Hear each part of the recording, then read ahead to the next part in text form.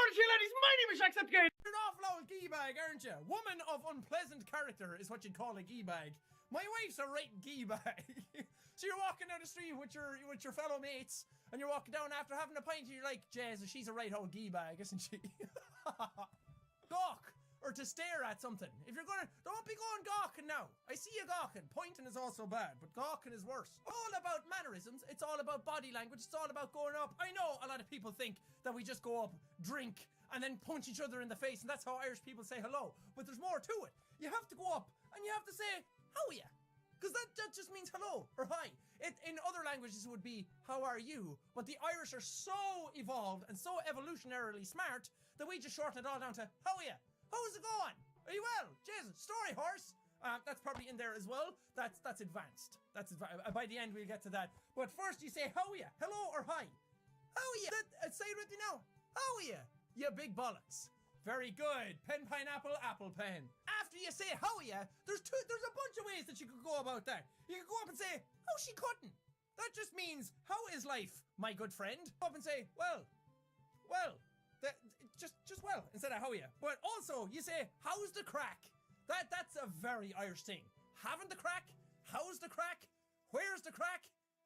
Cane scale? That's, again, advanced. But how's the crack just means, how are you or what's happening? And it's spelled crack, C-R-A-I-C.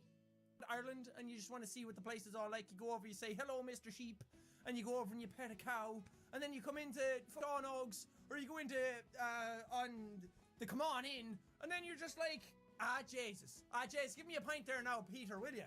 Good man yourself.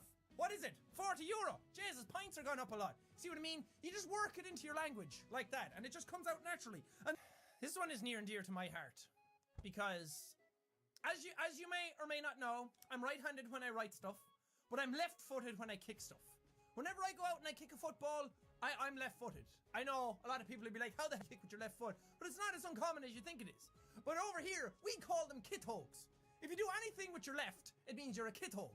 Because I think that means left. I'm not sure. Again, world's worst Irishman. But that's left-handed or a clumsy person. Now, we always get a bad rap. Because people think that left-handed or left-footed people call them kit hogs all the time. That we're just a mess. That when we do stuff, we're not doing it well. Well, you know what? I can kick a football. I can kick a football better than you can, Shane. Yeah. Oh, I know. Yeah, you remember that time? Oh, you do. Now, if you want to sound really good when you're ordering a drink, a lot of people go in and when they're asking for stouts, they're always like, or Guinness. We'll use Guinness as an example. Oh, I know it well. Oh, the best Irish drink there is. I don't really like Guinness. But when you go in and you order a Guinness, you don't go in and say, a pint of Guinness, my good man. No, because you wouldn't say it like that, because an Irishman wouldn't say that. A pint of Guinness. I mean, sometimes you would, but you go in and you say a pint of the black stuff. Oh, now that's how you know a proper Irishman. You walk in, sure, your skin might not be as white as the full moon like mine is, or as white as a pint of milk. But if you go in and you say, hey, give us a pint of the black stuff.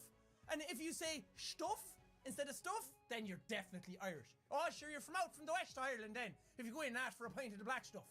And then they'll be like, Jesus, I thought you were like from South America. But no, he said that like a true Irishman. Glory! You know how some people say you're the bee's knees? You be walking around and you do something really cool, like you throw a frisbee through a gap in the fence, and then everyone's like, Jez, he's the bee's knees. Yeah, but over here in Ireland, we'd say you're the dog's bollocks. That's a better one, isn't it? The bee's knees sounds cool, but everyone's like, why would being a bee's knees be cool? Being the dog's bollocks would be cool. Frustrate, perfect, genuine. That gobshite with the Rottweiler thinks he's the dog's bollocks. Now, I know, I'm trying to amalgamate words here. Gobshite was in there as well. A gobshite is just a feckin' idiot, or an idiot. Something like that. If you're a gobshite, then you're not a smart man. You're a cute whore. Oh, look at that. Oh, you cute little cunt, ya. Yeah, oh, you're a gobshite altogether. See, over here, we use insults as a term of endearment. A lot of people out there, they say terrible words, and it cuts deep. Some reason there's realizing that there's a lot of slang based around either insults or drinking.